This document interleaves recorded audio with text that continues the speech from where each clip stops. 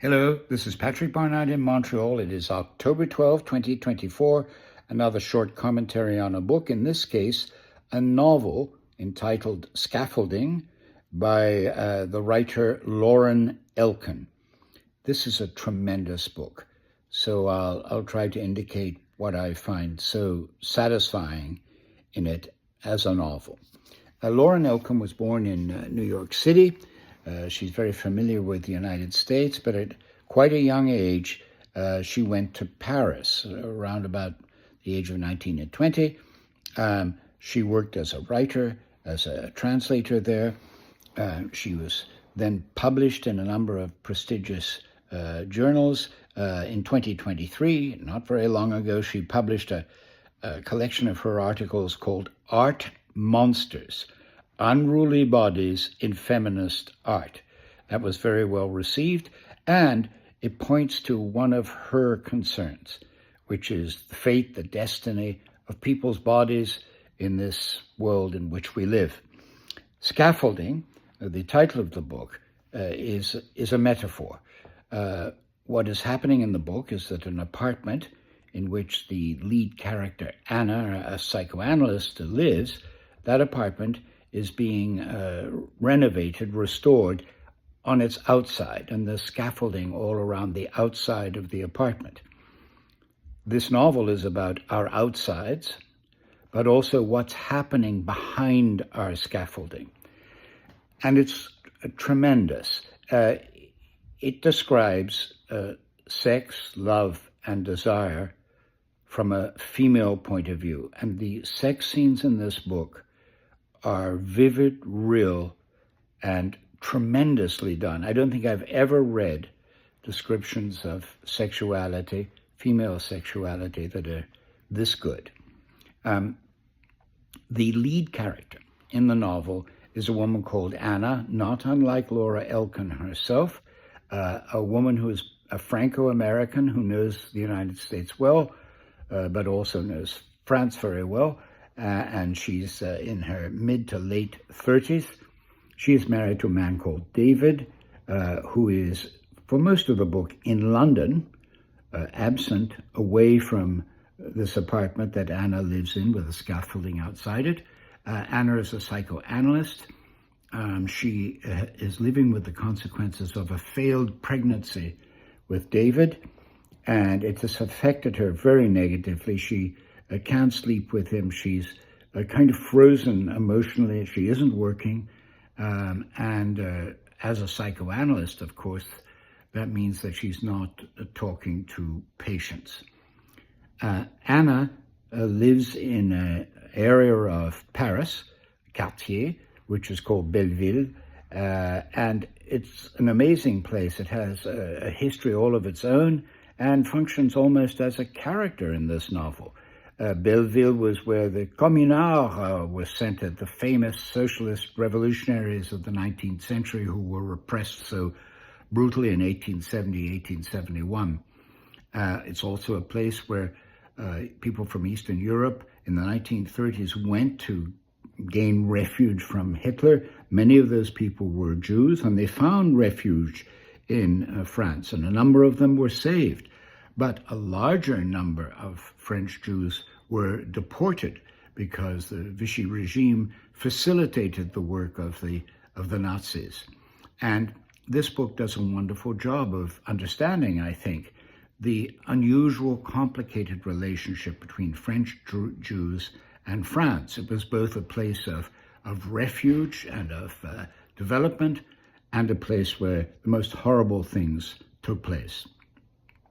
The central human characters in the book, and they do things together in Belleville itself, are Anna, the psychoanalyst, a cerebral person, her husband David, who is in London, Jonathan, who is an old lover of Anna's, a Frenchman, and Clémentine, a young French woman, wonderfully vibrant, involved in social protest. She has, in the description of the book, a beautiful, tight body. She is about, 10 to 15 years younger than Anna. She's 23 years old, in fact, and she will have a relationship with Jonathan. But it is the connection between these two women, between Anna and Clémentine, that animates this book. They sleep together. They love each other. And Anna is taken by Clémentine's liveliness, by her liberation, really, by the taste of her skin. And there are scenes of them together pressed against each other, vulva to vulva, and there's nothing unchaste or undesirable about any of this. It's very, very moving, actually. What happens is that Anna has been frozen, and it is Clémentine, the first woman she's ever slept with, the first woman she's ever loved, who will release her and liberate her. And the book portrays that very convincingly. So we have our human characters in the book. We have the Quartier Belleville, a part of Paris that's very important and vividly described. There's also a series of intellectual themes. Freud is important. Anna is a psychoanalyst, the Freudian persuasion. Jacques Lacan, the famous and controversial French psychoanalyst. Erik Satie, the composer who composed his music in a kind of absolute time, as he said, in a way that was not regulated in the normal fashion of classical music. And then there's a wonderful treatment, actually, I believe, of Plato's Symposium, and especially that section of the text where a story is told about human sexes and human sexuality, that once upon a time, all human beings were these funny, globular creatures, male, female, but hermaphroditic as well. And then the gods get very angry at human beings and cut them in half, split these oval, spherical creatures in two.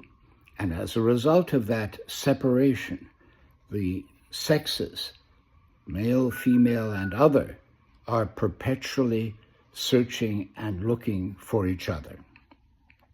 This is the Lacanian aspect of the book. Jacques Lacan had, I believe, a tragic view of desire and emphasized the idea of lack, the idea of not having something, which he thought lay at the root of desire. And he also thought that desire, because it was in pursuit of something missing, in pursuit of something not possessed, tended in a massive kind of repetition to go around and around and around, never achieving full satisfaction. In this novel, Clémentine, this wonderful, vibrant, clever, funny, sexy woman, very independent, very free, she rejects Lacan's notion of desire. She believes that desire is a primal force, an eruption, something that is extremely important and in fact has an enduring quality to it. Elkin has written this book to make us all raise questions in our minds about the people we love, the way we desire other people, why we do that, how we achieve fulfillment, how we also fail to achieve fulfillment. Now, Clémentine is inspirational in the book, first of all, because she's very free emotionally, or at least seems to be. She's part of a group of women who go out at night in Paris and put up posters protesting the murder and deaths of French women. This was a movement in France that really echoed the Me Too movement in the United States, but had a very French aspect to it, women going out at night in Paris and putting up slogans such as, "She leaves him, he kills her. Mommy was killed by Daddy," or "Daddy killed Mommy." This was a powerful movement in France. Elkin draws on it, and Clémentine, our free, vital, active young person, goes out every night with her female friends and protests the mistreatment of women. Anna describes herself in the book as having an unassuageable, yawning gulf in the center of her being that demands to be filled with sex and love and food and buying things. That demands to be filled with sex and love. And Elkin, at one important point in the book, says, what is always at stake? Our very bodies, and what we do with them, know of them, of each other. What we know about our bodies, what we do with them, what we know of them, and what we know of each other. Now, the tragic, the difficult aspect of all of this is this question, which Elkin poses in the narrative of the book: how can we live with each other and enjoy our bodies and each other's bodies when we know that desire is part of an endless chain? I believe that this book is an argument, in a sense, against the Lacanian tragic view of desire. Anna and Clementine sleep together. Anna rediscovers Jonathan, who's an old lover. She sleeps with him too. Meanwhile, David is in London, returns to Paris, and Anna finds herself loving all three of these people. And it's very convincingly done in the book.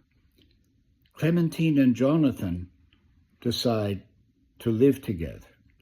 So Anna loses Clementine, this woman who brought her to life again.